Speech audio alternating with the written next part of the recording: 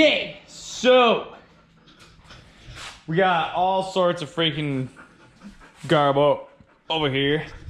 Over here, we got some stuff for the third gen. She's gonna need a little bit of attention. We got some stuff right on the back, and there's two different size U-joints for these things apparently. I don't know what that size it needs, so we got two of each to make sure we got what we need.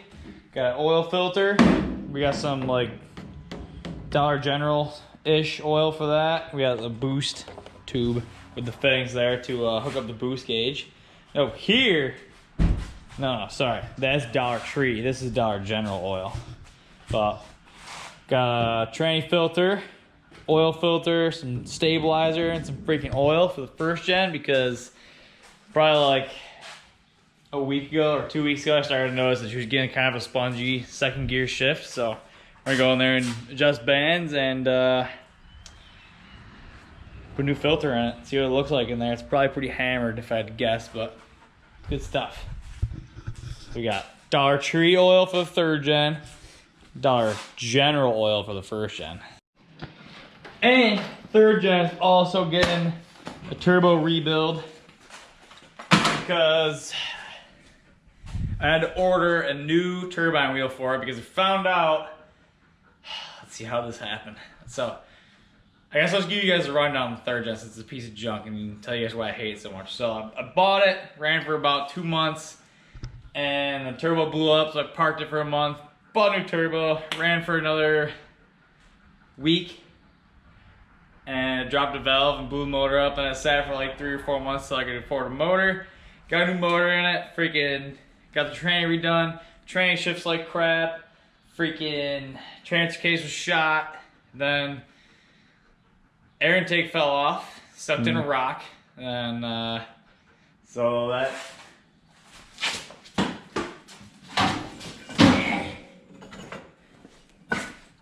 it's freaking damage there. Freaking broke the corner off, but to change that, and while we had the turbo apart, we found out that when the motor had blown up, which I didn't even think to look at like an idiot, but all the little chunks of valve went around the turbine and all the edges of the turbine are rounded out, so the turbine's like that big, which is hopefully why it drives like crap and gets 1 mile a gallon. So, rebuild, freaking turbine wheel's not here yet, it's supposed to be here today. I'm super angry about it, but drive shaft super hammered. We're gonna see if we can get a new burnout anyway. Freaking maybe we get some chop out of these back tires.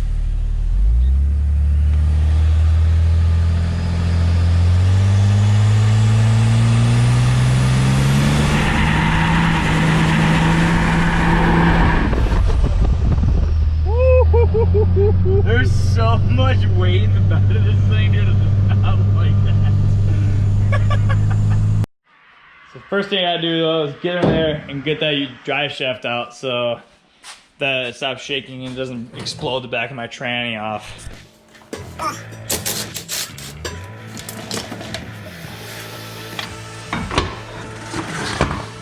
Junk.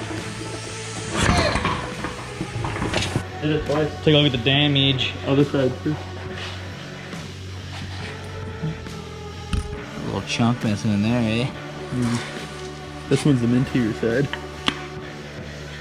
Ooh. Can't really see in there, but this whole chunk right in there is missing off that cap somehow.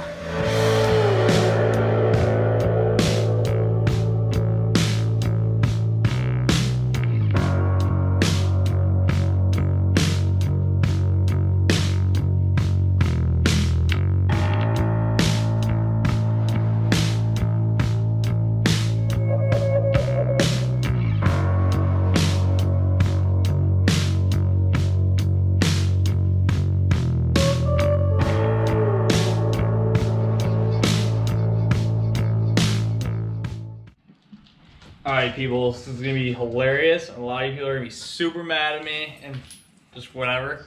But I've changed so many U-joints in this freaking truck. I've gone to every parts store, every freaking brand you can find. I don't know what the heck the deal is with this drive shaft, but I cannot get U-joints that fit in here properly. Like I know doing it with a hammer isn't the proper way. You guys don't need to comment and tell me.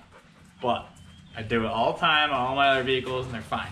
This thing I've put like 3 sets of U-joints in it since I got it like a year and a half ago.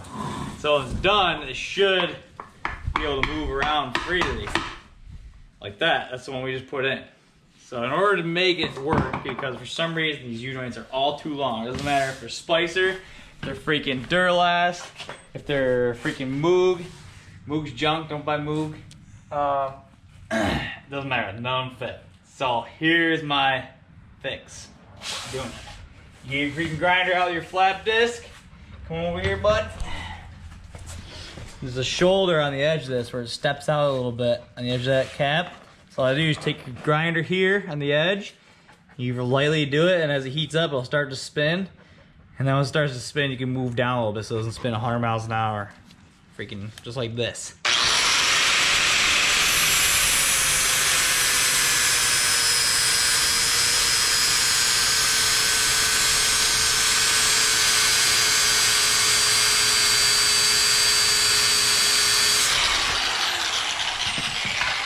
So you get a nice minty finish like that. It's obviously not gonna be perfectly flat machine face, but it's a common rail, nobody cares. But that's the way I've been freaking making them fit properly. I don't know how many people have this issue, I don't know if anybody has this issue, but for whatever reason, they don't fit. And I've tried them like 6 times, they don't work. I don't even know what to think at this point. Freaking, so this is what I'm doing, and then we'll see if they freaking last. But, freaking 15 hours later, lots of grinder machining work. Got ourselves a shaft with some nice floppy U-joints. They move freely as they should. I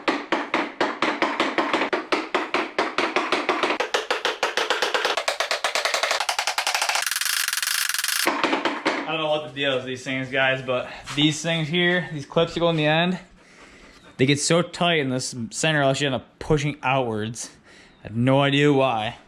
And then there's not enough room to get the clip on the other side. By the time you get it, they end up being so tight that they just like destroy themselves somehow. But now we got a nice loose fit, and hopefully these things up with a decent life. Otherwise, I'm gonna have to do something to myself that you can't say on here. So, real quick too. So, disclaimer for all you people that are gonna want to talk crap about me and doing what I did in my U-joints.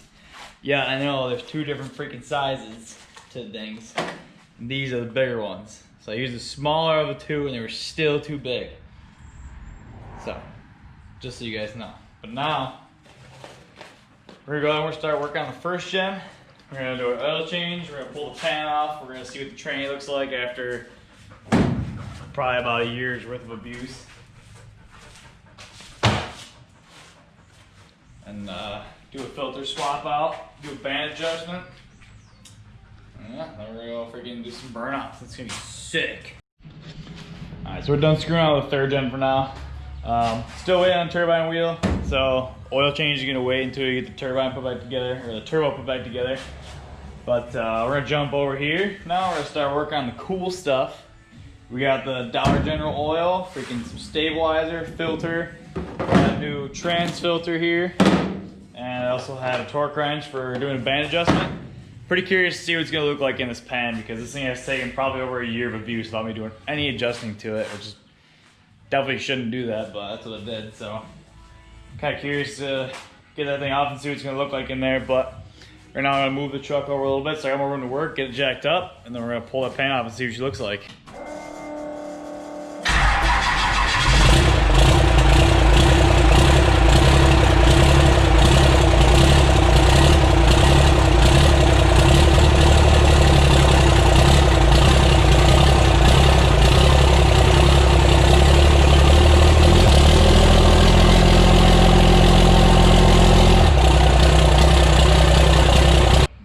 Got the thing drained out, got the pan off, we got the filter off right here.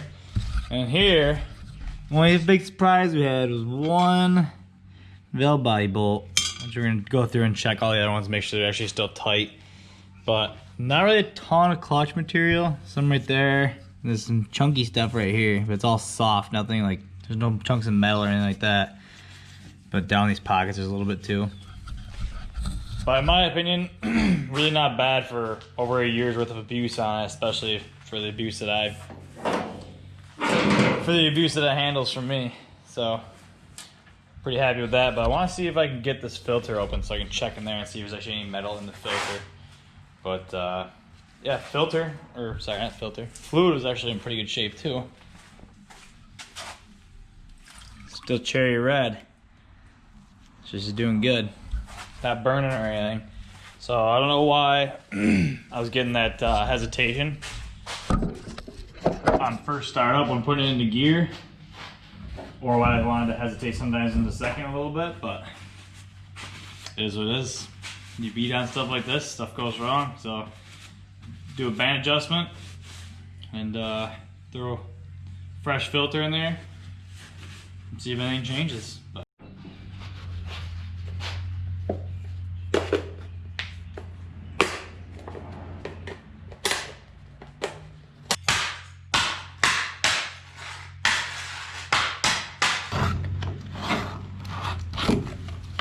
there's a decent amount of stuff in there.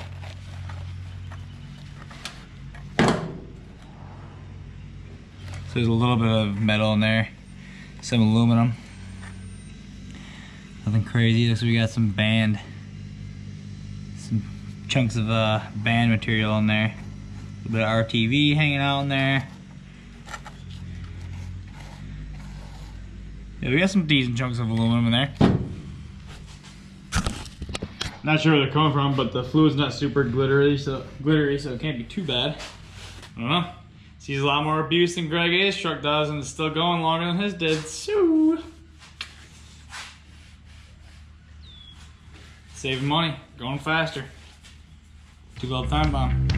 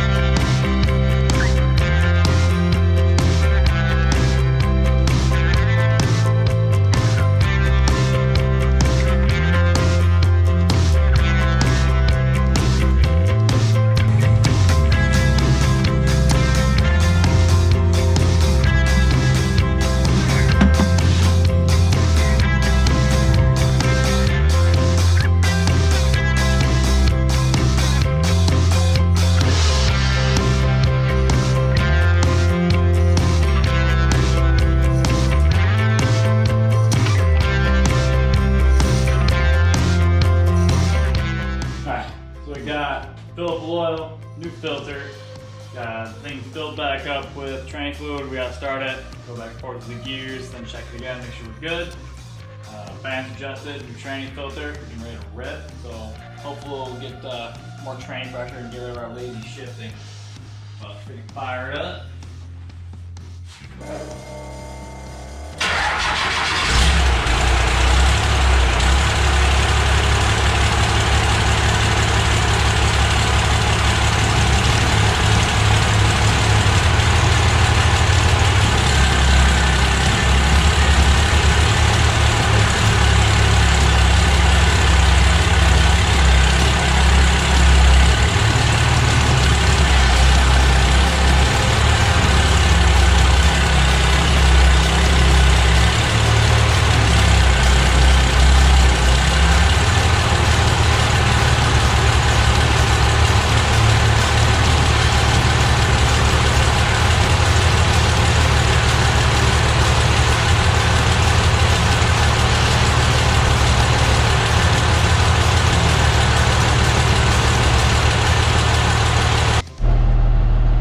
For a while now, she's all warmed up.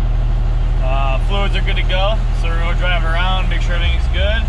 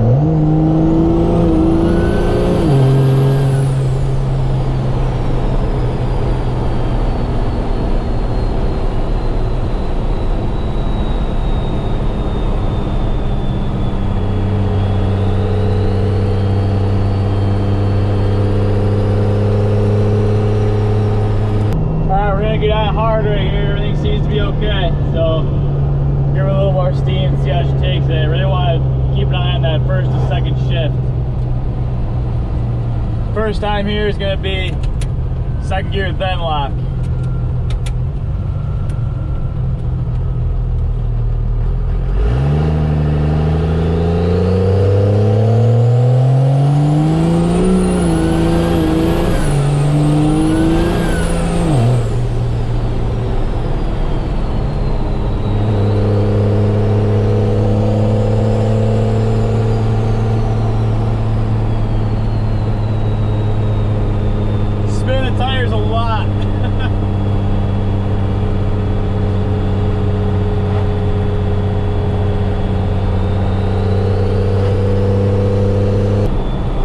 This time I'm going to lock in first, so when I go in second, it's going to be second lock instantly.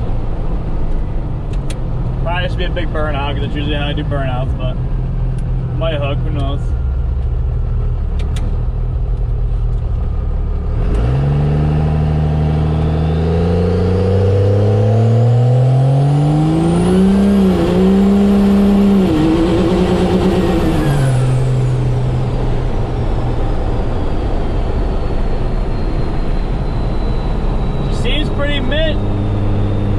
Spinning the tires a lot easier than it was before. The shifts must be a little more solid. Definitely no sponginess in second gear anymore either. This is going to be mild acceleration locked shifts.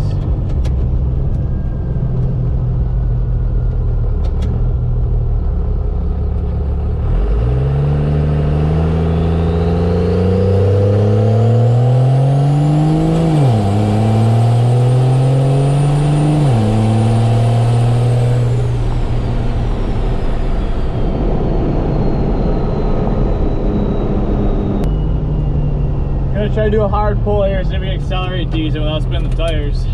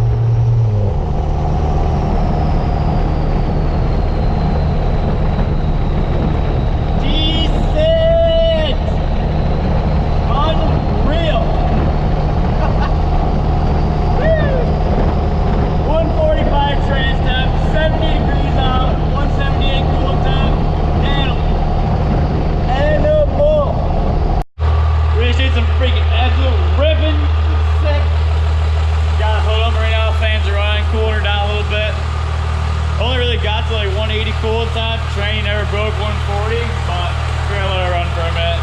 Let everything cool down, turbo and all that. That was some pretty hard ripskies, but she just takes like a freaking champ.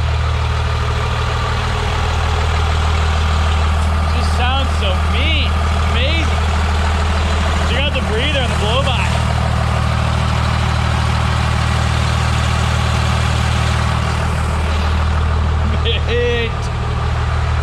That's how you know she's running good when she's got lots of blow-by. Figure we'll wrap up this video here with a freaking minty truck wash because she's hurting for a good washing. Looks like it's about time for the second set of tires too. Not really a whole lot left of them. This thing's freaking dirty.